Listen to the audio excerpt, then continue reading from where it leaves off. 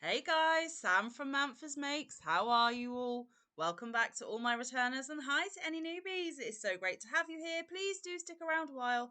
And if you like what you see, give me a thumbie. They are free. So, have all of you heard about this cat's meow blanket that a lot of us have been taking part in? Now, I did do a video a week or two ago explaining that I was going to take part in this challenge and that I would come back and show you any progress or let you know when it was done. Now, if you are not familiar with all the hype surrounding the cat's meow blanket, let me fill you in. So, my YouTube mum, an Alaskan crafter Jan, and my YouTube auntie, um, she's got so many names. Lala, Mad Mimi's Crochet and Farming. She's also known as Egg Beggar and many more names besides. They got their heads together, and we all know that when they get their heads together, chaos ensues sometimes. Not all the time, but a lot of the time. And they decided that they were going to make the cat's meow blanket for Boggy Creek Camp in Florida, and that they were going to put out a challenge to the wider audiences of YouTube to see if other people would like to join in and make the blanket alongside them. Now, there were a couple of caveats to that, okay? One was Jan and Lala had to complete their blanket by the end of August 2024. Now, obviously, by the time you are seeing this video, it has already passed August and we are now in September. But they extended the finish date for the rest of us to, I think it was the 16th of September 2024. Also, Auntie Lala put out a live or said on a live that if people wanted to join in, she would fund buying the pattern for everyone. Absolutely amazing, totally generous, and so kind. And quite a few people took her up on the offer. She did, however, say that if she bought you the pattern, you did have to make it, you did have to complete it, and you did have to send it to Boggy Creek Camp in Florida. Now, I know Boggy Creek Camp gets spoken about all over the place, which is absolutely amazing. There are so many of us podcasters and people who have content on our channel getting right behind the blanket brigade and the blanket drive for Boggy Creek Camp. In brief, it is a holiday camp in Florida for seriously and chronically ill children. This means that children that are very sick get the opportunity to experience camp like a lot of other children that aren't so sick. It is fully equipped with medically trained staff, all the medical equipment needed, and plenty of love and fun while they stay there. Now, while they stay there, they have cabins full of bunk beds and things like that. And on every bed, there is a handmade blanket. Now, it could be crochet, could be knit, quilts, and the like. And they choose the bed with the blanket that they most like. And then after their stay, they get to take that blanket home as a forever memento of their awesome time at camp. Okay. All of it is just amazing. For more details, check out the Boggy Creek Camp Brigade, and they are Nancy at She's Got Yarn Too, Linan at Nina's Knots Crochet, Lynette at Charmed Grammy, Juan the Yarn Addict, and several other people involved as well. But they are your main sources of information, and they have had other challenges put out themselves. They are all doing their own unique thing towards this blanket drive, but the cat's meow was the brainchild of an Alaskan crafter Jan and Mad Mimi's Crochet and Farming Lala. Okay, so I will link all of those people that I have just mentioned down in the description box. If you are not familiar with them, or if you need to re-familiarize yourself, then please do go and do that. They are all wonderful, awesome people, and you really will glean a lot of information from them and a lot of joyful content to watch should you wish to. Especially information about Boggy Creek. Head over there and they shall be able to fill you in a little better. So, the Cat's Meow blanket. It is a design on Ravelry by Sweet Potato 3. That is where I got my pattern. I do believe you can find it on Etsy as well. But I purchased mine and I paid for it with my own money because I thought that Auntie Lala's money could go and help other people instead. And this is what it looks like. There are two different versions. There is this version here where there are no eyes, and then there is this version here where they have put eyes on it. And as you can see, the sides are opposite to one another. Okay, so it is Sweet Potato 3 on Ravelry, but it is actually Christine Norgal. Okay, so like I said, I purchased my pattern and I committed to doing it. Now, like I said, it is early September when you are watching this, which means that I have indeed completed my blanket before the deadline of the 16th of September. So yay, go me. But also, what you don't know is actually this blanket has already been finished for a little while. I actually completed this blanket on the 24th of August, which meant that I also made it in plenty of time for Lala and Jan's deadline. I do have quite a bit to say about this pattern, and sadly, it is not all complimentary. Just a little disclaimer. I struggled with this one, guys, but I did get it done. Now, the first thing that I had to do was I had to rummage around in my stash and find colours. Now, a lot of my stash has been gifted to me by wonderful other people. I have bought some of it myself, and at the very beginning of my YouTube channel, I didn't quite understand sometimes the importance of buying quantities of yarn. I have quite a few one-ofs, two-ofs, etc. I don't have a lot of bulk quantity in my stash, so I really did struggle to find yarns of enough quantity to be able to complete this blanket.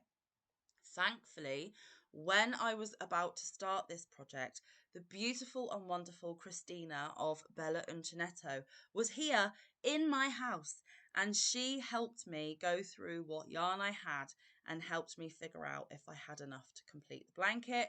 So she did have a massive input into yarns that I used for this project.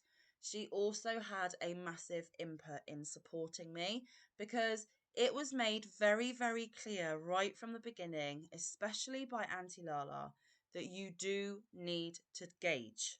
Now, I don't normally do gauge swatches for anything. I wing it. I am an extremely tight crocheter, and for a lot of things, if I had have done a gauge swatch, I would have been able to have gone up several hook sizes and not struggled so much. This time I took Auntie Lala's advice and I did a gauge swatch.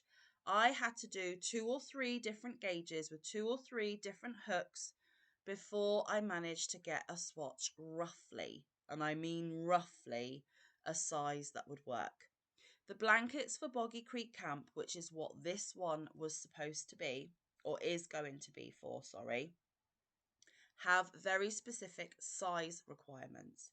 Now, this blanket, if you meet gauge, I believe is supposed to be, yes, 40 inches wide and 50 inches long, which is the maximum sizes that we can create for Boggy Creek Camp.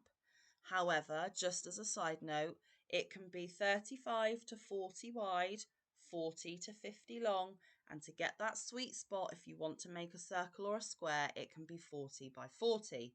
So if everyone hit gauge with this one, we would have a 40 by 50, which is the biggest size that we can create for Boggy Creek.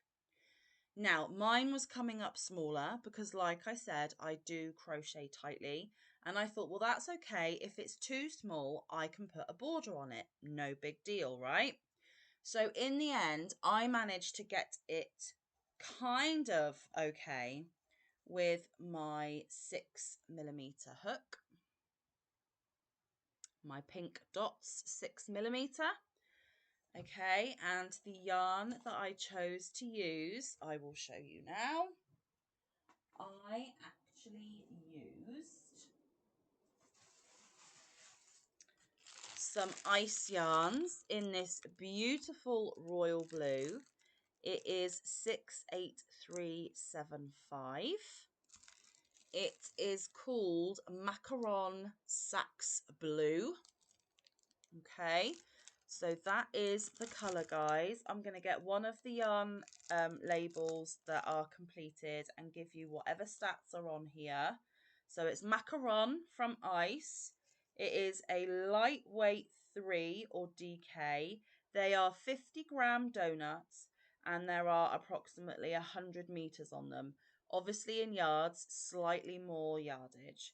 It is made of 50% acrylic, 47% polyamide, and 3% elastin. Okay, you can wash up to 30 degrees Celsius. Do not bleach, and it also says do not iron.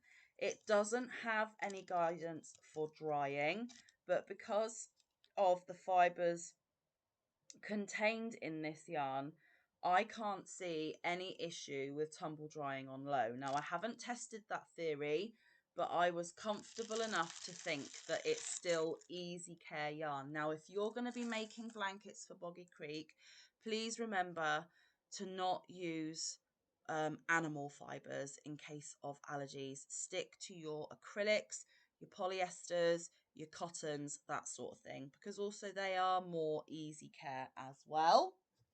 And then the other yarn that I use, sorry, bear with me, guys. I had some of these beauties in my stash. Okay, I believe that it is mandala, but it is labelled as Pacha Cake, and these are from the Knitting Network. In fact, these were a Happy Mail gift from the beautiful Sabrina Melajuice.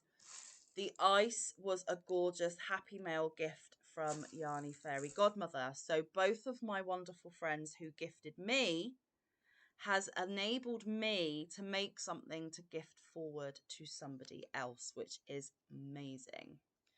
Okay, so Pacha Cake from the Knitting Network. It is made in Turkey. Ecotex standard. It is also a lightweight number 3. Recommends a 4mm knitting needles, 4mm hook. Wash up to 30 degrees. And that's Celsius. Do not bleach, do not iron. Now it says you cannot dry clean, but I'm sorry guys, this is just 100% acrylic, and as long as you tumble dry on low, I believe that you can, but that's at your own discretion. In these cakes, there are 150 grams or 5.3 ounces, 540 meters or 590 yards. Like I said, 100% acrylic. And this has just got a colour number. It's colour 215. It's got greens and goldy mustards and greys and tans and purples and rusts. And this looks teal, but in actual fact, it's like a more greeny colour, bluey green, but more green than it's showing. Okay, and what I did with this one, because it says that it's a lightweight number 3, in my opinion, it's a bit of a thin lightweight number 3. So Christina, going back to her, bless her, thank you so much. See, she suggested that I hold 2 of these together because these say that they are a DK lightweight 3, and these were quite plumpy and thick, verging more on a 4 in my opinion. So because this one was plumpy and more squishy and thicker, I paired 2 of these together to get them to work better together and be balanced out. I had 5 of these cakes. Now I have not touched this one, so this one is going to go back into stash. Let me tell you how many yarn balls I got through, because all of this stash was bought previous to 2024, which means the cat's meow can be included in hashtag stashdown 2024, and that video has already released and I have already included the cat's meow in those figures. So in the end, I managed to get through, sorry guys, just counting up the labels, 1, 2, 3, 4, 5 complete donuts of the macaron. And I literally used a tiny idgy smidgy bit of this one. So there is most of another one left. This is going to go into my scrap bin because it has been broken into, and it will turn itself into something else super lovely. Now, as you can see, that looks quite plumpy. It's very lightweight, very stretchy because of the elastin, but it does act of a thicker DK or a thinner number 4, whereas these cakes, much thinner, which is why I doubled them up. Let me see if I can get both yarns together as a comparison for you. Ooh, fingers are in the way. Yeah, massive difference, guys, don't you think? Okay, so I've got the majority of the 6th one left, and I used a total of 5 of the macarons. Then I used 2 complete cakes. There's the yarn bands for those. So all of these yarn labels can go into my label folder that I'm keeping for the end of the year to know how many skeins I got out of my stash and how many yards I have used for the year. And I did break into another 2 of the cakes. I'm just pulling them out of the bag now. So these have been dipped into. These will also go into my scrap bin and be turned into something else. Okay, so I do have leftovers, but the 2 complete ones will go back into stash. This complete cake will go back into stash. Okay, so we have gone through the hook I used, we've gone through the yarn I've used, I've explained how to get a hold of the pattern, and I will link this pattern down in the description box for anybody that wants to save it and purchase it for another time. And I suppose now that I have explained the difficulties with A, finding the quantities of yarn, and B, how to use the yarns to make them balance out and work well together, the only thing left to discuss is how I found the pattern. Now, the pattern calls for you to use a different type of stitch, and I've never done this stitch before, and it is called the knotted half double crochet. I tried to do the swatches when I was trying to find which hook size I needed of the knotted half double crochet, and I found it way more intense than it needed to be. It was overcomplicated in my opinion. The half double crochet, the classic half double crochet, is my favorite stitch of them all. I was finding it very slow going and very irritating doing the knotted half double. So I decided, also in talks with Christina, that I think I'm going to do this pattern in just simple and classic half doubles. Once I had changed to that, I was flying, guys. So much easier, so much less frustrating. However, I've fixed the yarn, found the hook, fixed the stitch, but now I am facing, do I have bobbins of yarn and do more of a tapestry technique, which I am really not a fan of, or do I just join in the colours along the way and have a million bajillion ends to weave in? I did a combination of both of those techniques. I'm lucky enough that I have experience enough to do that. And I just did whatever I felt I needed to at the time of picking up the blanket and working on it, what was going to work for me in that moment. So I did mix techniques on this blanket. Others are doing it strictly tapestry. Others are snipping and clipping and tying and weaving. Now, it didn't matter which technique I used for this blanket, there were still a million bajillion ends to weave in. But that's okay. I got it done. I got it all done. This is not a favourite pattern of mine. This will not be a pattern that I will make again anytime soon. Never say never. It's going to go in my pattern stash. But how I'm feeling about it right now is I am not eager to get another one on the hooks. It looks amazing. It is a super clever design.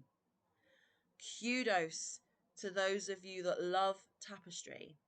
I am not that person, sadly, but I did power through and I did get it done. And I'm absolutely over the moon that I could support Jan and Lala with this challenge. I am over the moon that this blanket will go to Boggy Creek and one gorgeous kiddo out there in the big wide world is going to have a blanket made by me, made with love. Okay, so I suppose there's nothing else to do, guys, other than to show you. Now, one thing else that I struggled with as well is these colours are really not my wheelhouse. If you look behind me, you will see bright, rainbowy, sparkly, for the most part. I have very few different wheelhouse colours. When I started this, I thought it's also going to make me struggle because I don't like the colours that I'm using. And for that, it was true for a little way along with this one. But the more the blanket grew, the more the colours grew on me. And the way that I had marled the two cakes, I didn't bother to find cakes that started on the same colour and ended on the same colour. I just pulled from the middle, regardless of what colour was in the middle, and I actually ended up with a marl of colours going on. Again, not my wheelhouse, but because it was marled and there was enough interest, as the colours started striping and changing, the more it grew on me and the more I started to love it. Is this the most favourite blanket I have ever made? No.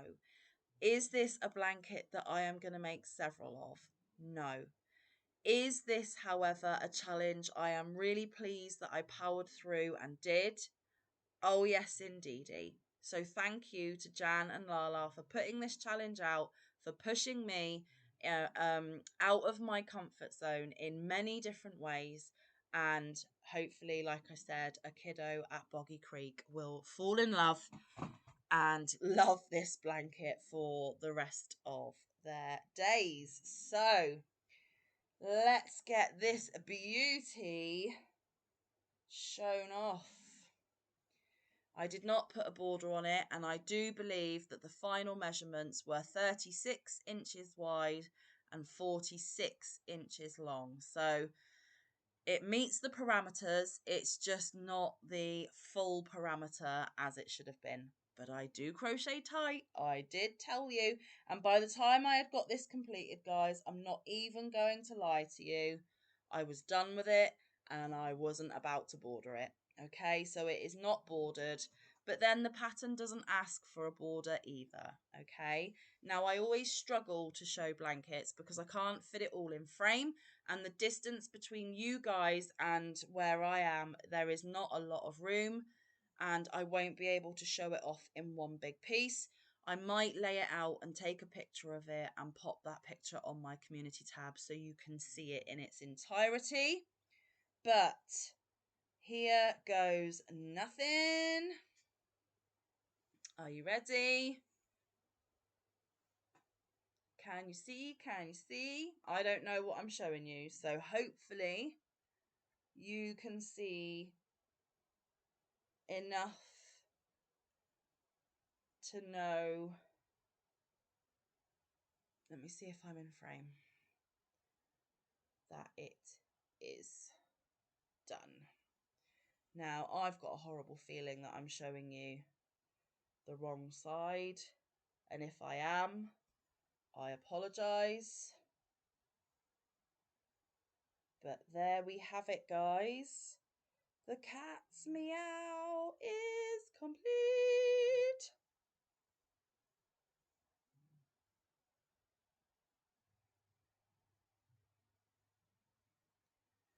What do you reckon? Did I do good? Did you like it? Do you reckon they're going to like it? Like I said, the whole thing was a bit of an experience, but I am so super happy that it's done. Most importantly, it's another blanket for a super special kiddo at Boggy Creek. Secondary to that, I supported Mama Jan and Auntie Lala. Thirdly, I have a load more yarn labels to put for my yearly collection, making that target shoot up a little bit. And it counts for stash down, so there's that box ticked as well. Yeah, all in all, at the end, it was a winner. So there we have it. That is my cat's meow. And like I said, not only did I get it done in time for the 16th of September deadline, I got it done for the end of August deadline because I did complete it on the 24th of August. And Mama Jan and Auntie Lala can both prove that I did because as soon as it was done, I sent them a picture and said, "It is done. Thank goodness. Never making it again." So, yes, they can verify that I did finish before August. As you know, though, I schedule my videos out and film in advance. So, this was the first free available slot for me to let you know that I had completed it. Anyway, guys, I have rambled on for 27 minutes. OMG, I am so, so sorry. But yes, there was a lot to unpick with this project and a lot to talk about. So I will let you get going and on with your day. Thank you so much for popping in and spending your time with me today. I always really, really appreciate it. Let me get my planner and see what I have in store for you tomorrow. Oh, I have a bit of a behind the scenes video where you are going to keep me company while I bag up the hearts that I make for charity. So if that piques your interest and is something that you're interested in, I will see you tomorrow. But until then, stay safe, be kind, look after one another, get some good quality time in with your loved ones and get some good quality crafting time in. I will see you in the next one or around the YouTube streets. Bye, guys. Love you loads.